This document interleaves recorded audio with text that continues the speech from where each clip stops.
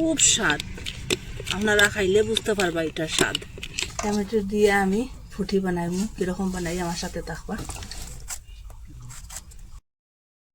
ব্লেন্ডারের মধ্যে কুটিম, এখানে খালি জিরা, এই যে গোলমরিচ একটু চেঁচিছি, আর এখানে জিরা চেঁচিছি, আইজুবান দিছি, এখানে দিয়ে দিম, মরিচ গুঁড়া দিয়ে দিম, আদা গুঁড়া দিয়ে দিম, হলুদ দিয়ে দিম। আপনারা চাইলে লবণটা দিবা, না চাইলে না দিবা। লবণটা দিলে বেশি দিন থাকতো না, আর লবণটা দিলে মানে তাড়াতাড়ি শেষ করতে লাগবে। এর মধ্যে আমি গুড় দিয়ে দিচ্ছি,